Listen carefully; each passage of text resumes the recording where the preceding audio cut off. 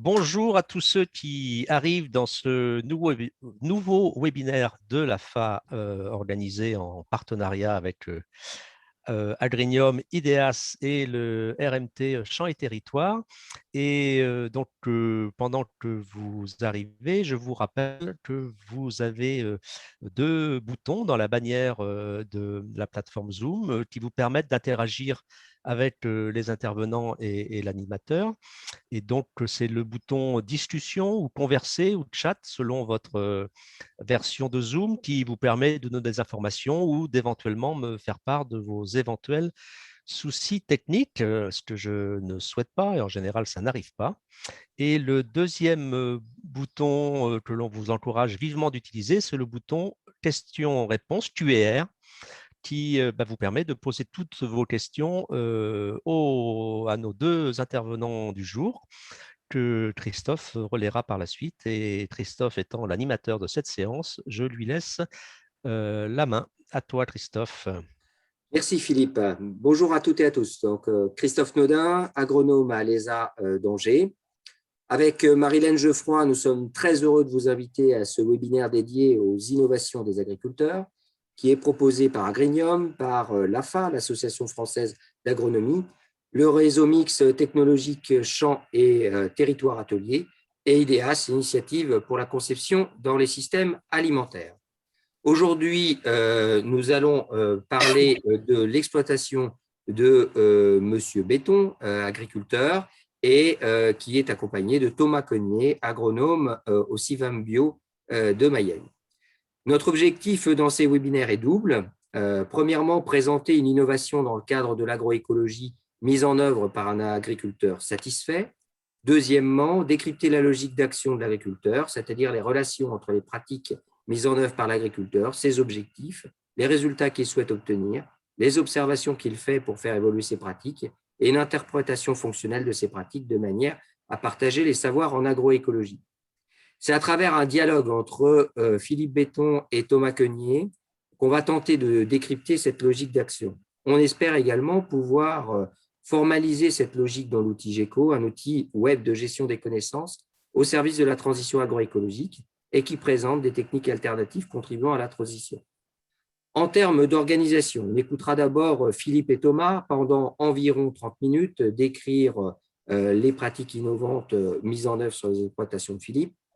Sans là, n'hésitez pas à poser vos questions dans la partie Q&R de l'outil Zoom. Et dans la seconde demi-heure, eh bien, on prendra le temps de soumettre vos questions et demanderons à nos intervenants de répondre. Ce webinaire est enregistré et sera mis en ligne rapidement sur le site de l'AFA. Je laisse la parole à Philippe et Thomas. Bon webinaire à tous. Donc, bonjour à tous. Donc, je me présente, voilà, Thomas Cognier, animateur agronome au CIVAM Bio Mayenne. Donc, je vais faire une petite introduction. Après, donc, Philippe prendra la suite pendant une vingtaine de minutes, présenter un peu la ferme. Et puis, après, je reprendrai un peu la main pour, pour reparler un petit peu de cet aspect réduction du travail du sol en bio, quoi. Donc là, normalement, vous avez le PowerPoint en grand. C'est OK. C'est OK, c'est parti. Donc voilà, comme je disais, un petit peu présentation, donc pendant une demi-heure, et puis après une demi-heure de questions. Donc je voulais juste revenir rapidement sur cette question dont on va parler aujourd'hui, des TS bio ou ABC pour agriculture bio de conservation, les deux termes un peu existent. Donc rappeler le contexte, on sait qu'en bio, il y a un fort recours au travail du sol, pour les raisons que vous connaissez sans doute, qui sont d'abord la gestion des adventices, des graminées, des dicotes et des vivaces, mais aussi tous les aspects de maintien de porosité du sol, activité biologique, minéralisation, enracinement, etc., où en l'absence d'engrais de synthèse, on est obligé d'avoir, je dirais, une minéralisation maximum. Mais chez certains agriculteurs bio, parfois, au bout de quelques années, on observe des structures qui peuvent être compliquées, des fois des impasses de fertilité, des rendements qui stagnent, voire qui diminuent. Donc, Philippe pourra évoquer ça. Et donc, du coup, globalement, enfin, pareil, je pense que c'est des sujets dont vous entendez beaucoup parler. Le travail du sol en excès, j'insiste sur le côté en excès, pose 5 problématiques agronomiques majeures. Après, peut-être qu'on pourra en redébattre, mais donc érosion, battance, portance, diminution de la matière organique, du sol, etc. C'est vraiment un très gros résumé. Et aussi, il y a des enjeux donc, sociétaux de temps de travail pour les agriculteurs. On sait que l'avènement des TCS a été en partie poussé par la volonté des agriculteurs de passer moins de temps aussi à labourer, tout simplement. Et puis, l'enjeu climatique de plus en plus présent, donc sur la consommation de fuel lors du travail du sol et le déstockage de carbone. Donc, les TCS bio, ce n'est pas nouveau. Donc, je ne sais pas si vous avez déjà entendu parler de Fukuoka, quelqu'un qu'on présente souvent comme un des pionniers de l'agriculture bio, qui faisait des essais dans les années 50 de trèfle avec du riz au Japon. Enfin bref, il y a plein d'autres agronomes, agriculteurs qui testent des TCS bio depuis bien longtemps. Mais un constat est quand même de dire que pour les raisons présentées avant, en grande culture bio, c'était quand même assez compliqué pour les raisons adventices et à nouveau fertilité du sol, etc. Mais ce qu'on peut observer ces dernières années, c'est un peu un changement, enfin, ce n'est pas un changement radical, mais progressif des agriculteurs bio, en tout cas les agriculteurs qu'on accompagne. Donc, on voit des agriculteurs de plus en plus jeunes, des conventionnels aussi qui viennent de l'agriculture de conservation, et du coup, des gens qui disent on veut montrer et prouver que les TCS en bio, c'est possible et ça marche. Une espèce de challenge, entre guillemets. Les enjeux précédents aussi, agronomiques, sociétaux, climatiques, sont présents chez ces agriculteurs. Et après, je fais un lien aussi avec la dynamique internationale permaculture et agriculture régénérative. Le premier mot, vous le connaissez, le deuxième peut-être un petit peu moins. Donc, c'est une dynamique, on va dire, plutôt anglo-saxonne, mais qui vient beaucoup, je dirais, féconder l'agriculture bio française aujourd'hui sur ces aspects-là. On pourrait y revenir aussi. Donc, très rapidement, je vous présente donc le groupe Culture Mayenne-Sarthe dont Philippe fait partie. Donc, un groupe grande culture bio qui existe depuis 12 ans, qui est Ecophyto Ferme Défi depuis 8-9 ans. Au début, donc, comme je disais, plutôt réservé sur les TCS. Beaucoup d'agronomes qui interviennent. Aujourd'hui, beaucoup d'essais paysans, etc. Et puis, depuis quelques années, les TCS bio et l'ABC, en fait, qui redeviennent le point central de ce groupe et des choses très intéressantes qui s'y passent. Donc, voilà. Philippe, je te laisse la parole. Bonjour à tous. Vous m'entendez là, c'est bon? Donc, je suis Philippe Béton, agriculteur bio depuis 1998. Je voulais vous faire part de mon expérience, mon témoignage de ces vingtaines d'années de conduite des cultures en agriculture biologique. Ce n'est pas un modèle, je fais part de mon expérience en fonction des conditions pédoclimatiques et de mon système qui est, je suis un système de polyculture élevage. Je suis principalement éleveur de porcs, naissants agresseurs, avec un petit atelier de bovins viande. Et une partie des porcs sont sur des prairies, comme ici. Et également, donc c'est un élevage de porcs qui est lié véritablement au sol. Sur mes terres, la destination de mes terres est vraiment pour nourrir mes animaux. En faisant le lien avec mon élevage de porcs, j'ai une fabrique d'aliments à la ferme. Donc je cultive du triticale avec un peu de pois, du lupin, du soja, du maïs, du sarrasin en cas d'échec de culture pour la vente, de la févrole, du colza, de l'orge, avec des prairies temporaires. C'est une rotation céréalière. Tu peux passer rotation céréalière avec peu de prairies. C'est-à-dire qu'il y a 20% de ma rotation est en prairie de courte durée de 2 années. J'ai des sols, donc je suis en Mayenne, dans l'ouest de la France, avec des sols limon sableux, acides, assez profonds, et également au sein d'un bocage très fonctionnel. Comme avec un système de polyculture élevage, on a beaucoup de mal de semer les couverts suffisamment tôt pour avoir une bonne biomasse. Donc ça, c'était un souci en tant qu'éleveur et cultivateur. Donc, je vais vous présenter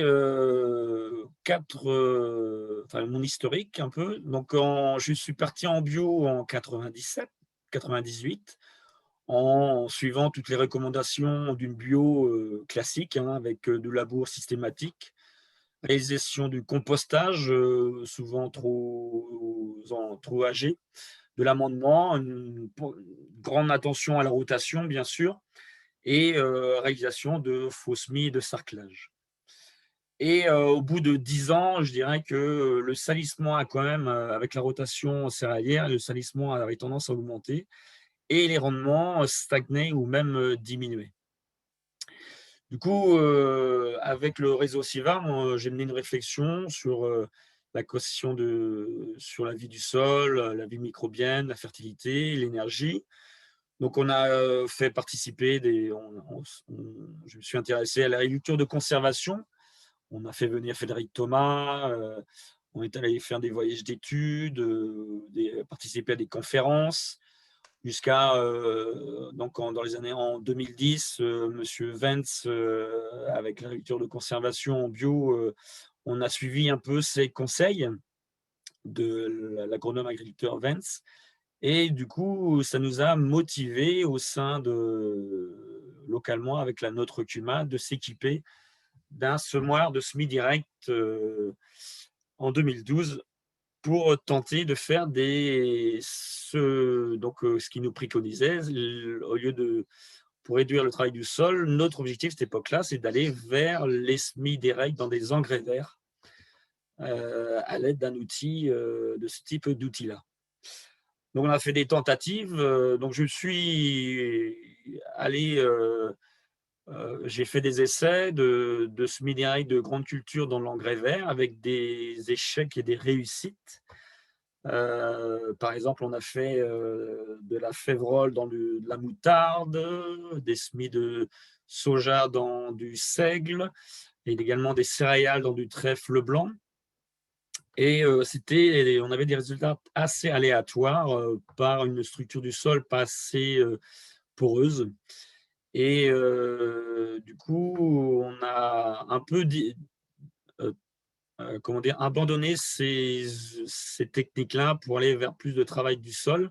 Par contre, j'ai maintenu avec succès un semis direct de févrole dans du maïs grain, après du maïs grain. Étant donné que la porosité du sol travaillée au printemps était assez ameublie, la structure, et la propreté également satisfaisante. Et vas-y, on peut passer un diapo. Donc voilà un peu mon expérience de semi-direct, où on a fait des tentatives et on a tout un peu délaissé pour faire un peu plus de travail du sol. Et je me suis rendu compte que dans notre région, beaucoup de cultivateurs ont fait ce constat-là. Mais on garde toujours cette idée-là en tête pour connaître quelles sont les conditions de réussite de ce type de semi-direct dans les engrais verts. Par contre, depuis, comme deuxième technique, j'utilise des semis sous couvert depuis un certain temps, depuis 2005, notamment des prairies, de semer vraiment sous couvert de culture à l'aide de semoirs électriques et avec les RC-Tri à la sortie de l'hiver. Voilà, par exemple, avec le semoir électrique, je pratique. Alors, quand en 2010, on était un peu avec un constat de baisse de rendement et de salissement, en même temps que de mener une réflexion sur l'agriculture de conservation, réduction du travail du sol, en curatif, je me suis équipé de binage, pour faire du binage en grande culture et les cultures d'hiver, pour rattraper un peu le salissement qui était en place. Et je me suis rendu compte que grâce au binage, on pouvait aller plus facilement en TCS, puisque le constat faisait que grâce au labour, on avait une densité d'adventice un peu plus faible que le non-labour, mais grâce au binage, on pouvait rattraper le problème de salissement un peu plus accentué. Donc, je dirais, moi, dans mon expérience, la pratique du binage m'a permis d'aller aller vers le non-labour. Donc, j'ai commencé le non-labour en 2015, par là. J'ai commencé avec le colza, puisque ça a permis de semer le colza beaucoup plus tôt, un semis beaucoup plus précoce au mois d'avril, puisqu'avant on ne pouvait pas utiliser la charrue à cette époque-là pour faire une bonne réussite de la culture. Et ensuite, je me suis allé vers le maïs, où là, l'interrogation du maïs était de pouvoir gérer les résidus pour réaliser du sarclage et du binage. Donc finalement, ça se passe bien, c'est possible. Et l'idée d'aller vers le non-labour, c'était de réaliser pas plus de passages qu'avec un système avec labour. Donc en prêtant beaucoup d'attention, en utilisant des engrais verts pour améliorer la structure du sol, pour réduire le travail du sol au printemps. Donc voici une photo de travail du sol en non-labour pour le colza, cultivateur et rotavator, et du vibrocème de 4 mètres pour pouvoir biner avec le porte-outil bineuse de 4 mètres qu'on peut voir. Et voici et ensuite, en non-labour maïs, on peut passer l'air-citrie, même s'il y a un peu de résidus à la surface. Du moment qu'on passe un outil animé par la prise de force dans nos itinéraires, les débris végétaux sont assez missés pour que les dents d'air-citrie ne ratissent pas les végétaux à la surface. Et ensuite, je suis allé plus loin en non-labour récemment, depuis l'année dernière, à faire du lupin de printemps en non-labour avec succès, que j'ai renouvelé cette année, et également en l'associant avec de l'orge d'hiver, non pas de l'orge de printemps, mais de l'orge d'hiver, pour que l'orge puisse rester, taler plus longtemps au pied des lupins. Donc l'orge d'hiver, c'est une petite dose de l'ordre de 30 kg l'hectare, avec 150 à 200 kg de lupins de printemps. Et l'idée, c'est une plante accompagnatrice pour combler le rang de semis qui n'est pas désherbé.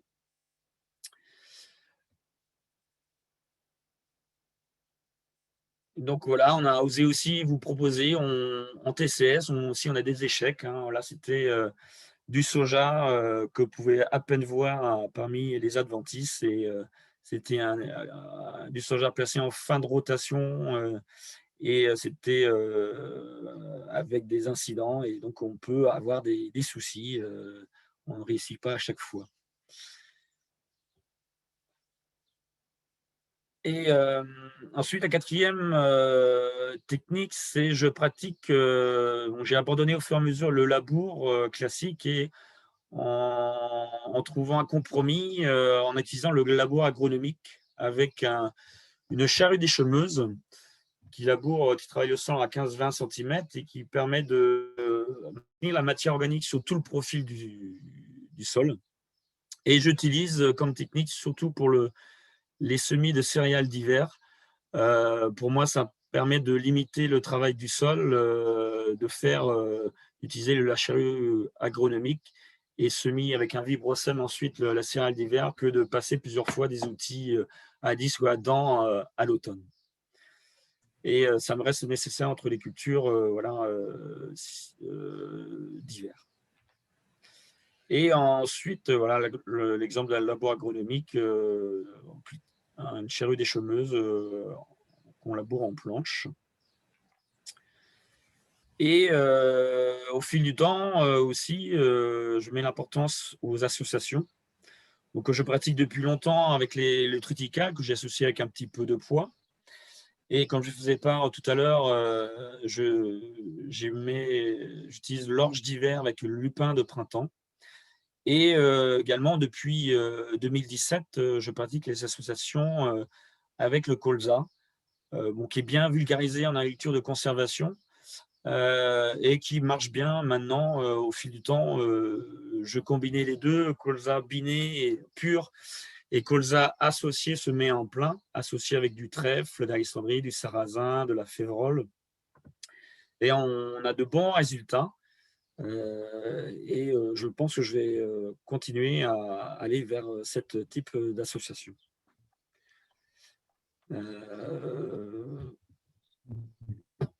Ensuite, voilà l'exemple de photo, l'association de lupin de printemps avec l'orge d'hiver. Voilà l'exemple de colza mélangé. Avance colza mélangé. Et puis, et ensuite, alors, donc aussi des mélanges, associations, donc utilisation des engrais verts entre chaque culture systématiquement, vraiment éviter le sol nu dans ma rotation. Et voici un exemple c'est un essai depuis 2 ans qu'on voit qui se vulgarise un peu en TCS bio, de destruction des engrais verts avec un outil animé prise de force pour faire un mulching de surface et laisser reposer quelques semaines et on peut tenter faire des semis en non-labour avec ce type de culture-là, qui reste à prouver, à vulgariser. L'inconvénient, c'est quand même ça prend beaucoup d'énergie, de fuel et assez coûteux. Et les mélanges dans les engrais verts a tous une importance. Donc voici un peu un schéma de ma rotation. Je ne vais pas rentrer dans le détail, mais une tête de rotation de préparaire de 2 à 3 ans, suivi de cultures d'automne, de printemps, de protéagineux, avec des engrais verts entre chaque ou des semis sous couvert. Et dans cette rotation-là, nous avons 6 techniques non labour en TCS, en semi-direct ou en semis sous couvert.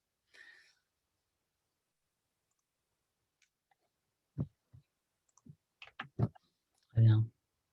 Ensuite, C'était quelques photos, mais je pense que de culture. voilà, de colza, ouais, Donc à gauche, ce sont différentes des cultures. mélanges, des mélos que je récolte en fourrage avant le maïs et le soja. Donc voici du soja biné. Là, Et le puis soja, le le chaud. lupin, voilà. Ouais. Très Ensuite, bien. on va aller à la conclusion pour terminer ce témoignage. Donc, les rendements se sont quand même améliorés au fil du temps. Depuis 5 ans, je sens une amélioration et des adventices maîtrisés, même en diminuant le labour ou réduire le travail du sol.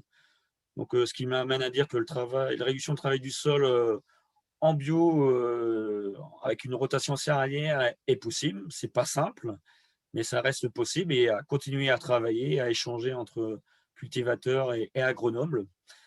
Et le labo agronomique, oui, reste une des possibilités de réduction de travail du sol dans mes terres.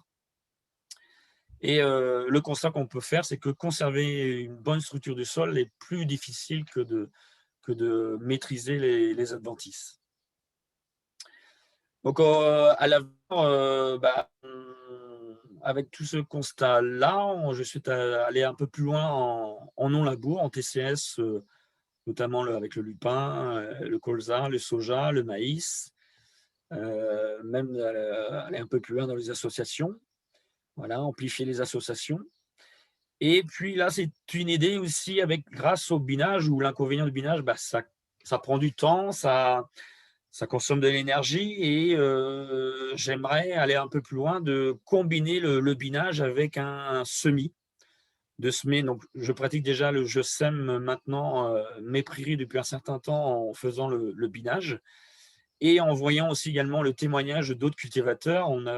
Il y a plus d'1 an, j'ai vu le témoignage de Monsieur Lefebvre, belge, qui cultive en TCS bio en Roumanie, où il fait part de son expérience depuis quelques années de culture relais, de relais cropping, qui me semblait intéressant, et je peux mettre ça en place avec le matériel que nous avons dans notre CUMA. Et donc là, par exemple, cette année, là, j'ai tenté de faire du sarrasin dans du soja, ou du soja dans des céréales ou dans du lupin, ou même l'idée, essayer de trouver une solution comme ma problématique, c'est j'ai eu beaucoup de mal à semer assez tôt les engrais verts l'été, après les récoltes, par rapport à nos systèmes d'élevage. D'essayer de trouver une solution de pouvoir semer les engrais verts à mon dernier binage de cultures d'hiver. Donc, je pose la question à tout le monde s'ils avaient des idées de semis d'engrais verts au mois d'avril dans les céréales d'hiver, pour qu'ensuite, après la récolte de cette culture, l'engrais vert puisse se développer. Voilà, pour avoir une bonne biomasse et pour aller un peu plus loin. L'objectif, c'est d'avoir une bonne biomasse de l'engrais vert pour aller un peu plus loin dans la réduction du travail du sol. Je vous remercie à tous. Donc, du coup, je prends la suite. Donc, pendant 5 minutes, je voulais juste, vous présenter 2 autres systèmes d'agriculteurs du groupe et puis prendre un petit peu de recul sur les perspectives de ce qu'on appelle donc l'ABC en l'occurrence. Donc, je voulais juste vous montrer le système d'un agriculteur en Mayenne aussi. Donc, une rotation, je serai assez rapide et puis si les questions viennent après dans la deuxième demi-heure, on reviendra. Donc, c'est juste pour vous montrer un système bovin-lait, donc beaucoup plus centré avec la prairie. Et donc, un agriculteur qui, depuis 20 ans, pratique du non-labour en bio, avec une ferme depuis plus de 20 ans en bio. Et globalement, lui en Mayenne, mais d'autres aussi ailleurs en France, ont prouvé et montré que, en tout cas, d'un point de vue des résultats techniques, ils arrivaient à faire du non-labour en bio pendant longtemps d'une manière satisfaisante. Donc là, vous voyez rapidement une prairie au début, donc 4 ans, éventuellement un peu plus, du rotavateur, plusieurs passages de scalper aussi pendant l'été, un semis de blé dans la foulée, trèfle blanc en couvert, fauché ou affaissé après derrière. Un maïs implanté en TCS aussi, avec du scalpage, donc toujours du travail très superficiel, vous voyez 2-3 cm à nouveau, voilà, semis aux monograines, etc. Et puis après, donc, il y a juste une fébrole tropicale avec un travail un petit peu plus profond, mais que le producteur souhaiterait supprimer d'ailleurs aussi. Donc, et un scalper semeur à 2-3 cm à nouveau d'un étail. Et puis après, on arrive donc sur un engrais vert qui est semé donc, dès que possible. Et puis on finit par une orge de printemps associée avec la prairie, justement, semis de l'orge de printemps et de la prairie au mois de mars à peu près. Donc ça, comme je disais bien, c'est un système basé sur la prairie, avec plus de prairies, et qui fonctionne plutôt pas mal, avec aussi d'autres questionnements, mais bon. Et puis, je voulais vous présenter un troisième agriculteur, donc mayennais aussi, un petit peu plus jeune, mais avec une dizaine d'années quand même de recul en bio et des essais en TCS.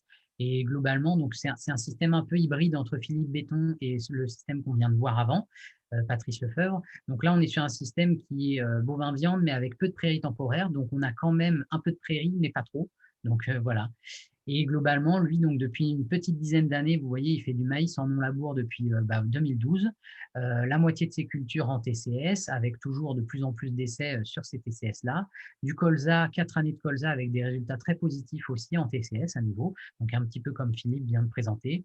Des essais aussi de luzerne dans l'orge de printemps, pareil comme Philippe. Il insiste aussi beaucoup sur le fait de mulcher, justement. Et ça, c'est vrai qu'on pourra y revenir, mais c'est le côté, j'ai l'impression, qui, dans l'ABC d'aujourd'hui, le fameux rotavator, le scalpage et le mulchage, qui est différent d'un scalpage avec une patte d'oie inerte, est mis en avant. Donc, ce qui est intéressant, c'est que Germain, comme Philippe, a un objectif de limiter les passages de travail du sol. Et du coup, c'est pour ça qu'à la fin, c'est marqué le labour est utilisé s'il réduit le nombre de passages. En gros, si je résume Philippe et Germain, ce que vous dites, c'est voilà, si le labour est une réduction du nombre de passages ou d'une réduction du nombre de fuel, litres de fuel, etc., et ben, je considère que c'est prioritaire, quoi. Donc, voilà un petit peu ce point de vue. Et puis après, donc globalement, pour prendre un peu de perspective, 2 minutes sur l'ABC. Donc, en gros, il y a une phrase qui peut faire un peu gros mot au début, mais je trouve que c'est important. Et avec beaucoup d'échanges avec les producteurs, on voit que c'est important. C'est ce côté que l'intensification végétale, donc spatio-temporelle, en fait, dans l'espace, dans le temps, donc les associations, le couvert permanent, engrais vert tout le temps quelque chose, et ben, c'est un préalable à la réduction du travail du sol parce qu'en fait, si jamais on a de la terre nue, même un blé d'hiver semé en novembre en bio, on sait que c'est quasiment une terre nue l'hiver. Donc, on sait qu'on a les adventices qui vont se développer et on sait qu'on a notre sol, en tout cas nos limons du Grand Ouest, qui vont se refermer. Donc, dans tous les cas, on ne peut pas réduire le travail du sol si jamais on a une intensité végétale qui est assez faible, en fait. Donc, du coup, c'est pour ça qu'on parle d'engrais verts, mais c'est vrai qu'on sait tous des engrais verts avant maïs, ça se fait. Mais là, c'est de repousser les limites, de faire plus d'engrais verts avec plus de biomasse, plus d'associations, etc. encore. Quand on parle d'associations, justement, les métayes sont bien connus dans nos régions, mais c'est aller plus loin, comme Philippe, tu le présentes, des choses, des colzas sarrasins, des choses avec du sorgho, du millet, enfin, il y a plein de choses possibles et très intéressantes. Des techniques de relais cropping aussi, pareil, on pourra en reparler. Tous les aspects prairie, luzerne, couvert 18 mois aussi. Des trèfles 18 mois qui peuvent être adaptés à la fois en fonction du trèfle à des éleveurs ou à des céréaliers. Donc voilà, il y a beaucoup de choses très intéressantes. D'un point de vue travail du sol, on voit qu'en bio, en ABC, donc, on arrive plutôt à une diversité de techniques. Il ne faut pas imaginer des systèmes aujourd'hui qu'en semi-direct, en bio et qui fonctionnent. Donc voilà, on a toujours du scalpage, des TCS, éventuellement du décompacteur, du labour agronomique, du semis sous couvert, un petit peu comme la rotation de Philippe le présente, je trouve très bien. Comme je disais, le scalpage à l'outil animé est vraiment l'outil à la mode et qui me paraît intéressant aussi. Donc voilà, et peut-être la question fondamentale, c'est quel travail du sol minimum et quel mélange végétal est adapté à mon contexte sol, climat et social, mes objectifs d'agriculteur, etc. Donc, pour conclure, vraiment, on pourrait dire quelque part que l'ABC s'est renoué avec les principes de l'AB. Vous savez que dans le cahier des charges de la bio, les rotations, la vie du sol, etc., sont dit comme des choses très, très importantes. Mais parfois, peut-être qu'on les a un petit peu oubliées avec un travail intensif ou autre. Donc là, il s'agit vraiment de repousser ces limites-là. Et je tiens à insister qu'on est aujourd'hui avec des agriculteurs qui avancent, qui échangent, comme Philippe. Donc, qui vont sur le web, à des groupes WhatsApp nationaux, plein de choses, qui se promènent dans des colloques, des rencontres nationales, comme je parlais de l'agriculture régénérative anglo-saxonne, des choses comme ça. Donc, pour moi, aujourd'hui, on a affaire à des agriculteurs agronomes, donc c'est très bien que Philippe intervienne à l'Association française d'agronomie. Et ça questionne aussi d'ailleurs la place des agronomes en tant qu'accompagnateurs donc de ces producteurs.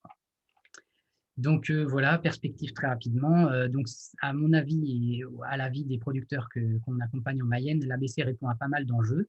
Il reste beaucoup de travail, clairement, mais des pistes très intéressantes existent. On ne peut plus dire aujourd'hui que ça ne marche pas. On ne peut pas dire ça. Donc voilà, c'est une démarche qui reste progressive, comme on voit, Philippe avance voilà, prudemment, mais sûrement. Ça questionne aussi le lien avec la recherche, donc l'ITAB, l'INRA, quand on voit les moyens humains et financiers développés par le FIDEL en Suisse sur des thématiques similaires. Voilà, on peut dire qu'il y a quand même besoin de recherche et développement, d'accompagnement des agriculteurs sur ces thématiques-là. Et puis voilà, merci de votre attention. Donc, si vous voulez en savoir plus, 3 sites internet, donc Sylvabio, le GAP 85, le GAP 32, plein de choses intéressantes. Une petite pub, on organise un colloque sur le sujet en février 2022, si vous voulez, et un contact si jamais vous voulez nous recontacter par la suite. Mais d'abord, place aux questions. Merci Philippe et Thomas. Donc, il y a quelques questions qui apparaissent dans la zone questions et réponses. Hein. Vous nous avez parlé de rendement qui s'était amélioré. Est-ce que vous pourriez le détailler un peu, chiffrer également cette évolution des rendements? Eh bien, pour les céréales d'hiver, par exemple, comme le triticale, qui est une culture assez principale dans mon système, le rendement moyen il peut se situer autour de 30-35 quintaux avec des variabilités de 20 quintaux à 50 quintaux. Il y a 5 à 10 ans, j'avais eu dans plusieurs années des rendements moyens de 25 quintaux. Et là, ça m'a posé beaucoup de questions, alors que à mes débuts en bio, on était plutôt à 30-35 quintaux. Et là, j'ai revenu à ces niveaux-là ces dernières années. Ensuite, le maïs, en maïs grain, là, on a des bons résultats qui sont proches des rendements conventionnels, puisque bon, en conventionnel, en pesticides, ils n'utilisaient seulement que le désherbage et on maîtrise maintenant le désherbage mécanique. Donc, lorsqu'on place bien la rotation, dans la rotation, le maïs grain, on peut avoir des rendements équivalents qu'en conventionnel. Donc, ici, dans notre région, ça va en équivalent grain de 60 quintaux à 90 quintaux. Ensuite, en colza, j'ai des bons résultats. Bon, la culture de colza, c'est une des cultures, les dernières, un peu cultivées ici dans ma ferme. Alors, parce que c'est une culture récente avec beaucoup de pesticides et nous en bio on se pose la question si c'était vraiment possible et finalement on a eu la surprise d'avoir des rendements là, stables depuis plusieurs années autour de 20 quintaux et bien valorisés financièrement. Et ensuite, en tout ce qui est protéagineux, févrole, divers, c'est assez aléatoire. Mais là, ça s'est plutôt tendance à stagner ces dernières années et on a des rendements de 20 à 50 quintaux. Et puis le soja dans notre région, on peut avoir des rendements. Donc c'est une culture compliquée à maîtriser les adventices, mais on peut avoir des rendements, ça va de 5 à 20 quintaux avec un rendement moyen de l'ordre de 10-15 quintaux. Voilà à peu près les niveaux. Une question en réaction directe avec ce que vous venez d'aborder. Vos pratiques de fertilisation, quelles sont-elles et ont-elles évolué au cours du temps, peut-être en lien avec ce que vous avez décrit sur vos rendements? Ma fertilisation, elle vient, comme je suis polyculteur éleveur, tout l'élevage fournit la fertilisation de mes cultures avec une pression azotée par hectare de l'ordre de seulement de 70 unités d'azote. Donc, c'est valorisé en compost jeune pour combiner, pour avoir l'avantage du compostage, pour maîtriser le stock des graines des adventices dans le fumier. Je fais un compost jeune et de 3 semaines pour maintenir les valeurs fertilisantes de ce compost. Et j'utilise au printemps, avant mon culture de printemps, comme j'en ai pas avant l'orge de printemps, avant le maïs grain, bien sûr, avant l'implantation du colza, et également sur mes prairies temporaires avant l'hiver. Et si j'ai des disponibilités, ça peut être aussi un peu avant les cultures d'hiver, les céréales d'hiver. Voilà un peu le niveau, ce que je pratique. Okay. Des apports de calcium? Alors effectivement, l'amendement est toujours maintenu, un entretien. Bon, j'ai un sol acide à entretenir, le pH entre de 6,5 à 6,5, et donc un apport de carbonate de calcium de 3 à 5 ans par parcelle d'une tonne 3 par hectare à peu près comme entretien. Mais évidemment, ce n'est pas à négliger. Des questions autour des ravageurs. Donc, est-ce que vous avez constaté une diminution de la pression aux ravageurs ou des maladies? Alors, peut-être d'abord se centrer sur maladies et sur insectes ravageurs. Et puis après, il y a des questions également pour détailler votre gestion de la pression adventice. Par rapport aux maladies ou les parasites, je n'ai pas beaucoup de diagnostic à ce niveau-là, puisque nous, en bio, notre première inquiétude, c'est la maîtrise des adventices et qu'on peut intervenir par la rotation ou le désherbage. Et ensuite, en maladie, il y en a, certes, certainement, et on subit, puisqu'on n'a pas de solution en curatif, en lecture biologique, sauf qu'il faut tout anticiper. Et grâce à la rotation, grâce à la présence du bocage, grâce aux associations, on atténue certainement la pression des maladies et des parasites, mais à part ça, c'est en anticipant on a uniquement ces leviers-là. OK. Et par rapport aux adventices, du coup, il y avait une question spécifique sur la gestion des vivaces. Est-ce qu'il y a des difficultés? Comme vivace, effectivement, dans mon système, dans mon sol, comme vivace, je peux avoir le rumex qui, dans certaines parcelles qui ont été infestées et qui étaient le résultat de travail du sol dans des conditions pas du tout appropriées, beaucoup humides, qui a provoqué du tassement. Et donc, grâce au non-labour et au binage, et donc améliorer la structure du sol, on a pu résoudre l'infestation de rumex dans certaines parcelles. Okay. Le chardon, ça se passe bien. Je n'ai pas de souci pour le chardon, par exemple. D'accord. OK. Une question ensuite, des questions sur les associations, les cultures d'hiver. Quel écartement vous pratiquez? Alors, comme je pratique le binage en partie pour les cultures d'hiver, donc c'est avec un vibrocème de 4 mètres et semé à 37,5 d'écartement, qui est assez large. Souvent, on peut voir chez des collègues à 25 cm. Bon, on a acheté l'outil comme cela, avec la bineuse adaptée à cette largeur. Je me suis posé beaucoup de questions si c'était pas trop large, qui pourrait peut-être pénaliser le rendement. Apparemment, non. Mais ça laisse quand même pas mal de lumière au printemps entre les rangs. Mais c'est peut-être un avantage maintenant pour aller un peu plus loin dans les cultures relais. Voilà, c'est peut-être assez large pour faire du culture relais ou faire des semis sous couvert. Et, euh, et aussi, lorsque je sème en plein avec un autre outil comme l'écodine, là, l'écartement est seulement de 30 cm ou semé en plein. Ça dépend. J'ai deux possibilités. Alors, dans le même sujet, j'en profite pour insérer une question qui m'est propre par rapport aux associations à base de lupin. Est-ce que vous faites un semis d'orge entre rangs ou sur le rang? Mais c'est sur le rang, tout est semé en mélange. Donc, c'est l'idée, l'orge soit une plante accompagnatrice. Un peu le mélange je peux faire avec la févrole d'hiver, où je mélange avec comme plante accompagnatrice l'avoine à une dose de l'ordre de 30 kg d'hectare seulement, avec 150 à 200 kg de ce protéagineux. Et l'idée, c'est qu'il soit semé sur le rang pour occuper l'espace entre les pieds de la culture principale, pour concurrencer les adventices sur le rang. Ok. Et ça semble intéressant. Des questions sur le machinisme, notamment vous avez évoqué le vibrocème.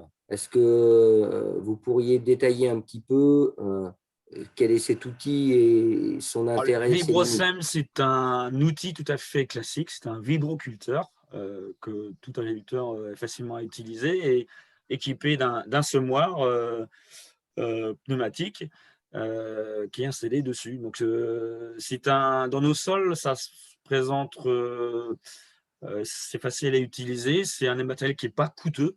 Il n'a pas besoin d'animation de prise de force pour préparer un lit de semences, soit après un labour agronomique ou même en non-labour, pourquoi pas. C'est un avec des dents de vibroculteur et équipé d'un semoir qui explique le nom vibrocème comme semoir.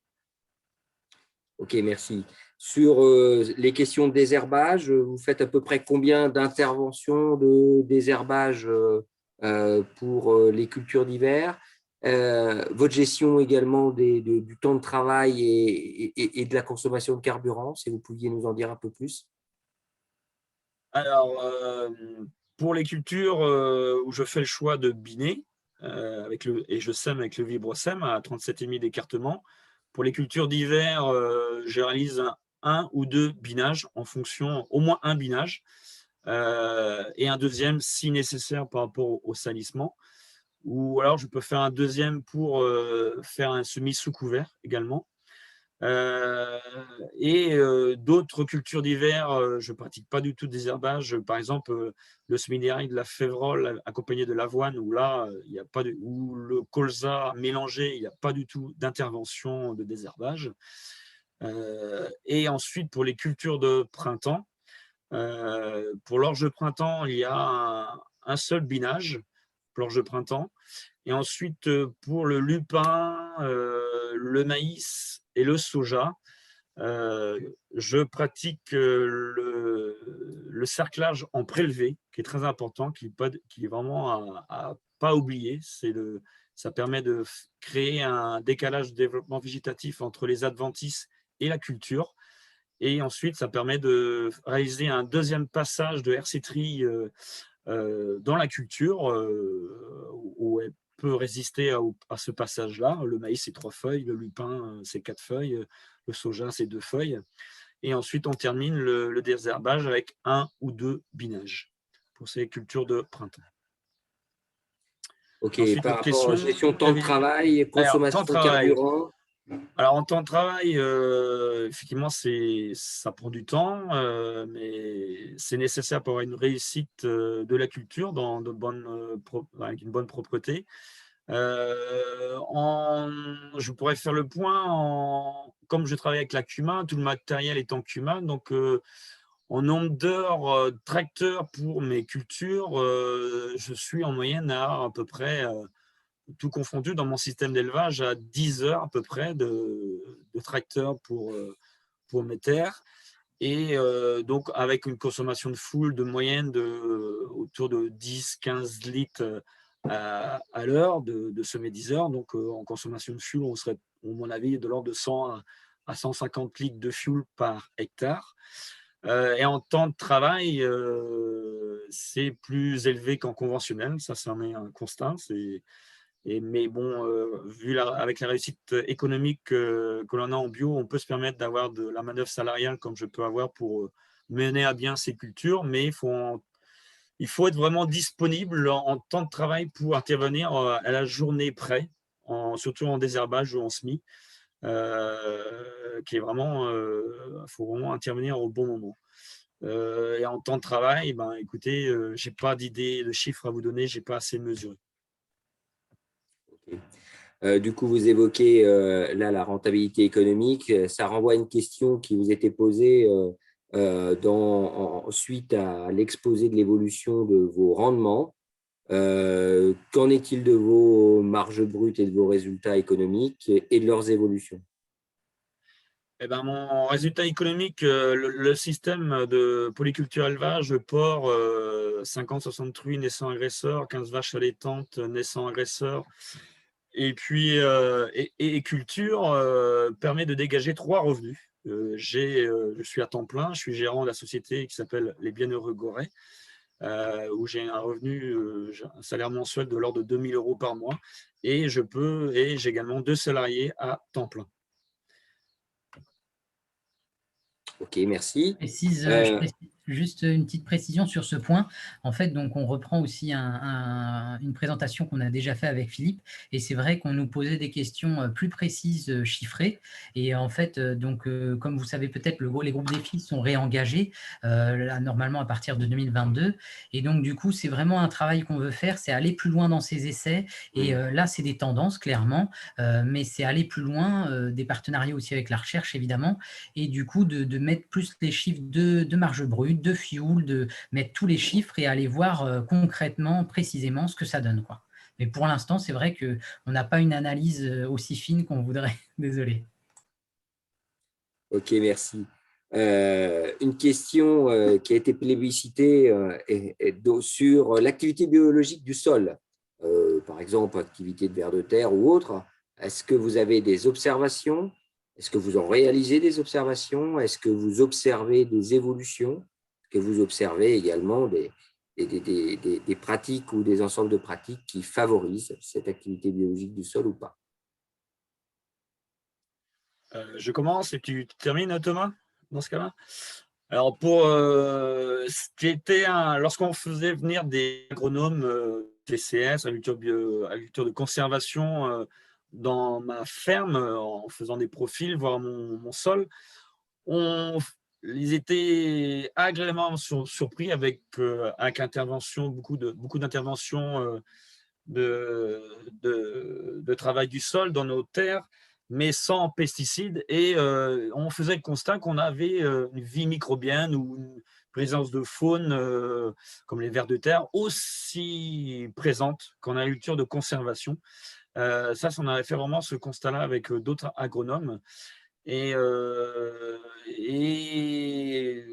on en est, et ça se développe. On voit vraiment, moins on travaille le sol, plus on voit de vie microbienne dans mes terres. Voilà un peu le repère qu'on peut avoir, et je passe la parole à Thomas. Je pense qu'il a d'autres également repères.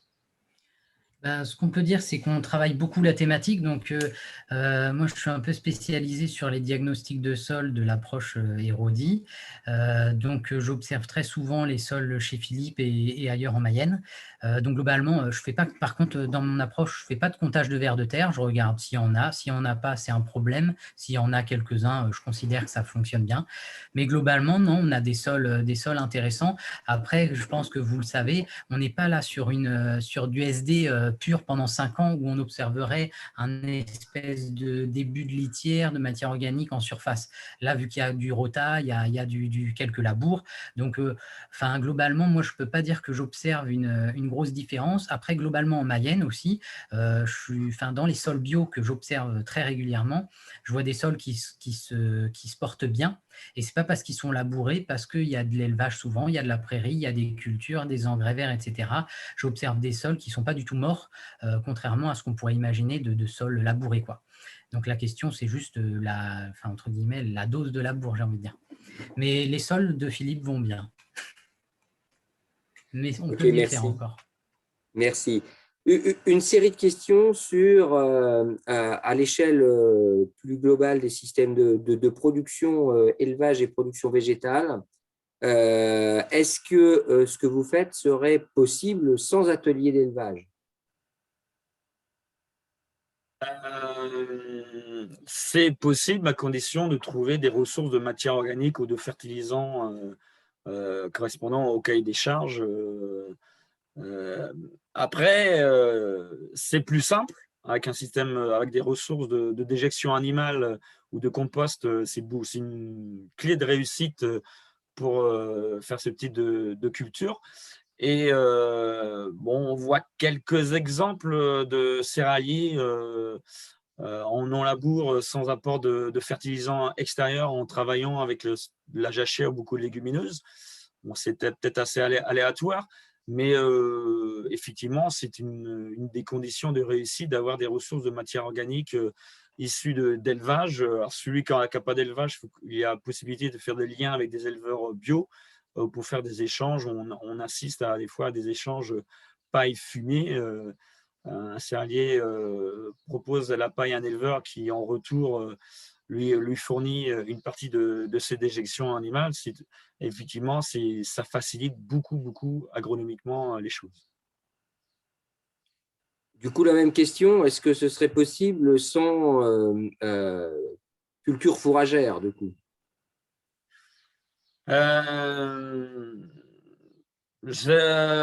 Je suis, moi, à mon stade, à avoir 20% de ma rotation en culture fourragère en prairie.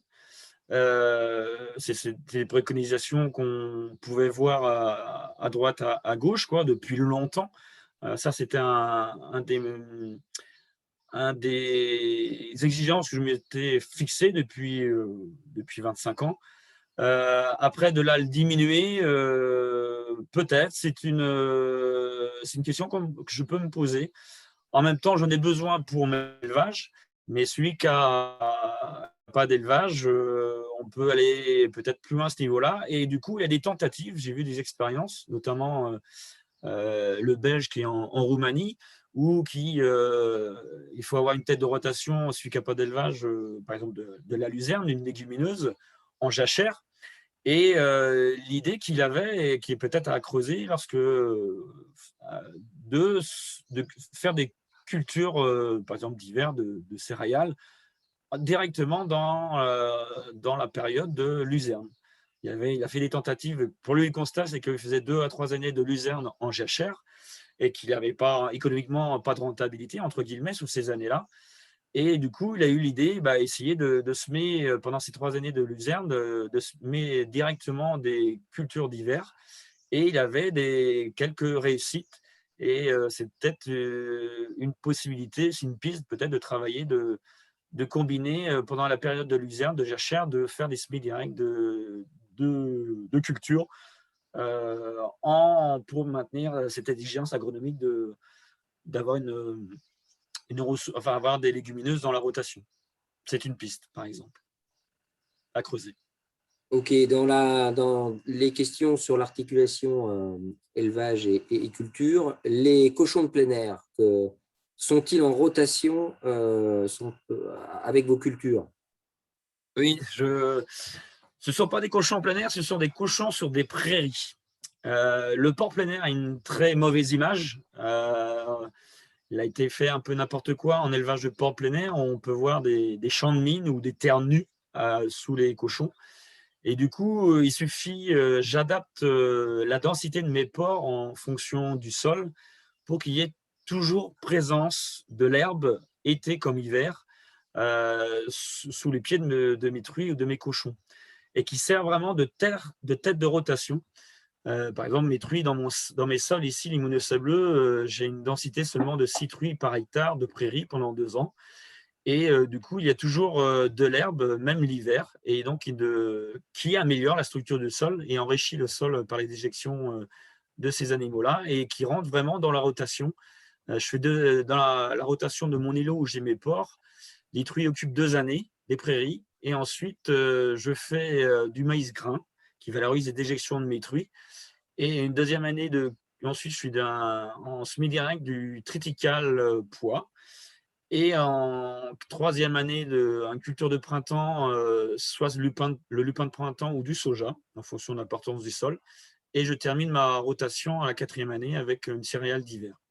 Et dans l'îlot où mes truies sont présents, je pratique ce type de rotation-là, et qui vraiment se combine bien avec ma rotation céréalière. Mais là, c'est un peu remis en cause par les exigences de biosécurité. Je fais un aparté où on est obligé de mettre des grosses clôtures grillagées pour ce type d'élevage de porc, et qui limite vraiment la rotation de l'élevage de porc en plein air en rotation d'agriculture. Donc, c'est une grosse contrainte pour nous qui remet en cause le pastoralisme des porcs en plein air. Voilà un petit aparté. Ça remet en cause un peu mon système pour le moment. Et une question qui revient sur les pratiques culturales. Est-ce que vous avez une profondeur maximale de travail du sol? Si oui, laquelle? La profondeur maximale, c'est lorsque j'utilise un fissurateur de la CUMA, par exemple avant l'implantation du colza, pour faciliter l'enracinement du pivot du colza. J'utilise un fissurateur.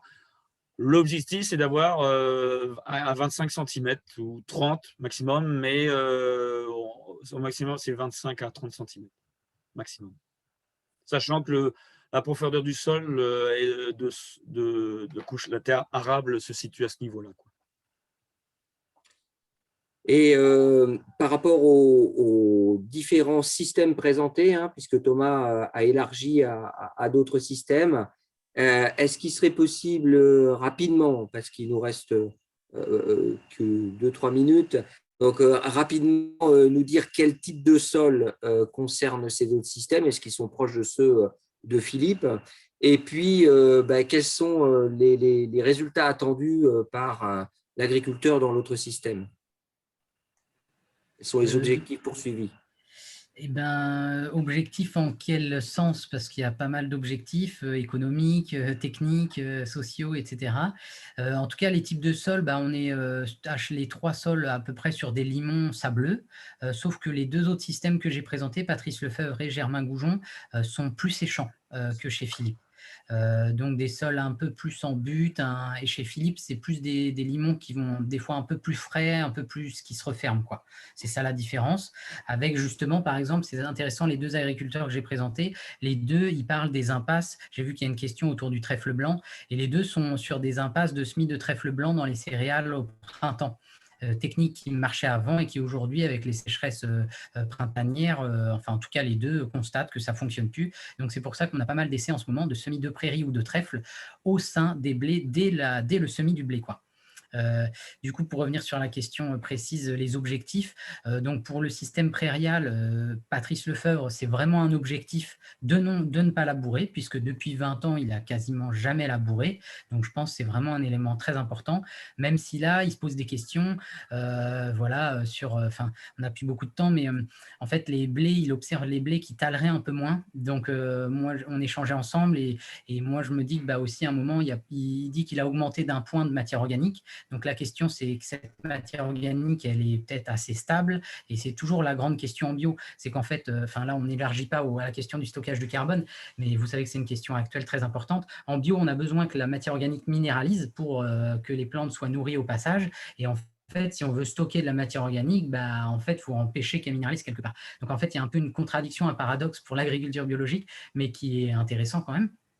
Donc, en tout cas, Patrice Lefebvre se questionne un peu sur le travail du sol en ce moment, après 20 années de réduction très importante.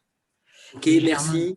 Pardon. Ouais, non, mais... Ouais, on arrive au bout du temps de ce webinaire. Désolé, c'est vrai qu'il y a eu beaucoup de questions. On n'a pas pu répondre à toutes, mais on les garde. Il y a eu également des échanges que je n'ai pas abordés, mais que vous pouvez voir sur les idées, les demandes d'idées de Philippe. Donc, il y a eu plusieurs échanges et plusieurs réponses. Alors, on vous donne rendez-vous le 25 juin prochain avec Emmanuel Marchand, agriculteur, Alexandre Tricher, ingénieur INRAE, et Emmanuel Marchand, agriculteur à la ferme du Mont d'Or, un outil pour bâtir un projet solidaire et prenant le respect de la nature. N'hésitez pas à nous rejoindre à l'AFA, à soutenir l'AFA par votre adhésion et à soutenir ses actions. Merci à toutes et à tous. Excellente journée, en tout cas ici ensoleillée. Merci. Au revoir. Merci, au revoir. Et vendredi dans 15 jours. À bientôt.